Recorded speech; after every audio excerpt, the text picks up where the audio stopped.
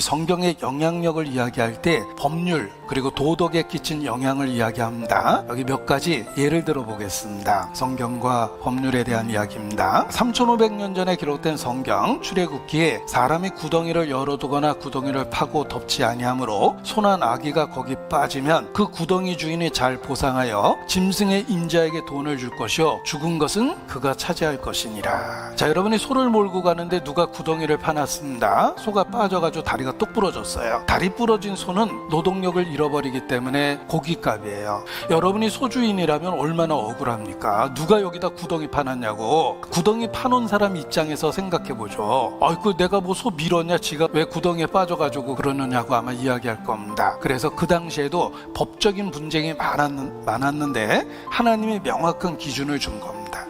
구덩이를 팠다면 이웃을 위해서 그거 잘 덮어놔야지. 죽게 된 소는 구덩이 판 사람이 갖고 소주인에게는 새 소를 사주라고 이렇게 재판을 한 겁니다. 지금 읽어봐도 굉장히 합리적입니다. 신명기 20장에 보면 내가 새 집을 지을 때 지붕에 난간을 만들어 사람이 떨어지지 않게 하라. 그 피가 내 집에 돌아갈까 하노라. 내 집은 내가 조심해서 다니면 되는데 이웃 사람은 그 집이 어떻게 생겼는지 잘 모릅니다. 남의 집에 와서 구경 다니다가 지붕에서 떨어졌습니다. 난간이 없었거든요. 집주인은 억울할 겁니다. 왜 남의 집에 와서 떨어지고 그러냐 그러겠죠. 자, 그런데 우리가 살고 있는 세상은 오고 가는 이웃과의 교통이 있습니다. 집을 지을 때는 잘 모르는 이웃이 와서 다치지 않도록 난간을 지어야 되는 거예요.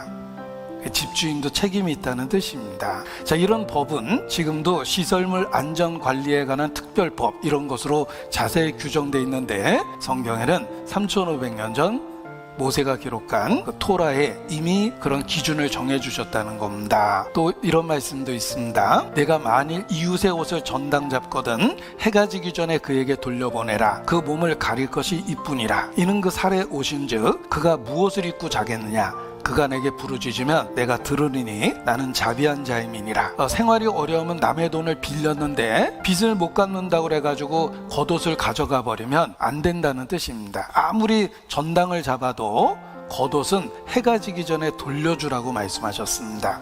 왜냐하면 당시 유대인이 살았던 중동 지방은 낮에는 온도가 올라가고 밤에는 급격하게 온도가 떨어집니다. 기온 차이가 크기 때문에 항상 체온을 유지하기 위해서 옷을 어떻게 입고 다니냐면 중동 지방에서는 이렇게 옷감을 몸에다 두르고 다닙니다. 그래서 중동 사람 그림 그릴 때 이렇게 많이 그리죠. 옷감을 이렇게 몸에다 둘러서 띠로 갖고 이렇게 묶어서 다녀요. 그리고 잘 때는 그것이 이불이 되는 겁니다. 따라서 아무리 빚을 못 갚아도 이 겉옷을 가져가 버리면 밤에 저체온증으로 죽어버립니다. 겉옷은 해가 지기 전에 돌려줘라 이렇게 말씀하십니다. 그런 법을 하나님은 수천 년 전에 만들어 주신 거예요. 겉옷은 전당 잡거든 해가 지기 전에 돌려줘라. 또 맷돌의 윗짝은 전당 잡으면 안 된다고 되어 있습니다.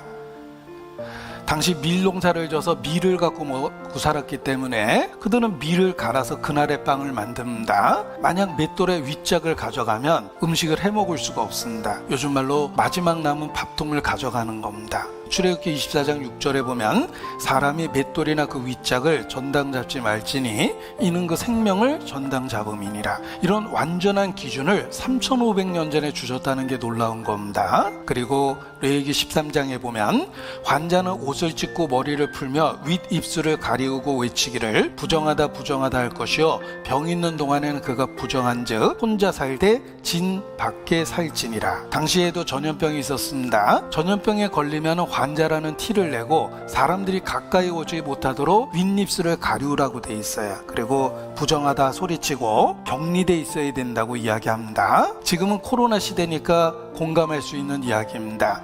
격리와 구별, 침을 통해 병원균이 전염되는 것을 막기 위해서 윗입술을 가리우라고 이야기했고 진 밖에 분리돼 있어야 된다 이렇게 말씀하신 거예요. 그 당시에도 전염병에 대한 완전한 기준을 주신 겁니다. 이런 이야기는 창조주가 아니면 불가능한 겁니다. 레위기 15장 13절에 율주병이 있는 자는 흐르는 물에 몸을 씻으라고 말씀하셨는데 의사가 수술 직전에 그 마개가 없는 수도꼭지 밑에서 10분 이상 손을 씻습니다. 그 상태에서 수술실에 들어갑니다. 흐르는 물에 대부분의 병균이 씻기기 때문에 그렇습니다. 그래서 파스티르는 병원균의 성질을 밝혀냈는데 대하에서 씻으면 떨어졌다가 다시 붓기 때문에 반드시 흐르는 물에 씻어야 된다고 이야기했습니다. 그런데 3500년 전에 하나님은 흐르는 물에 몸을 씻으라 이렇게 말씀하셨습니다. 이렇게 기준을 준 겁니다. 레위기 25장 3절에 보면 6년 동안 농사를 졌을 때 7일째는 반드시 땅을 쉬게 해야 된다고 얘기하셨어요. 계속해서 농사를 지면 지력이 없어집니다. 이 안식년의 과학성인데 살충 효과 땅의 산성화를 막기 위해서 땅을 7년에 한 번은 농사를 포기하고 자연 상태로 그냥 둡니다. 이런 것도 창조주가 가르쳐준 지혜입니다. 자, 유대인은 이러한 하나님이 가르쳐 주시는 지혜 속에서 살았습니다. 하나님이 가르쳐주는 완전한 법적 기준을 갖고 살았기 때문에 유대인의 우수성이 널리 알려진 것입니다.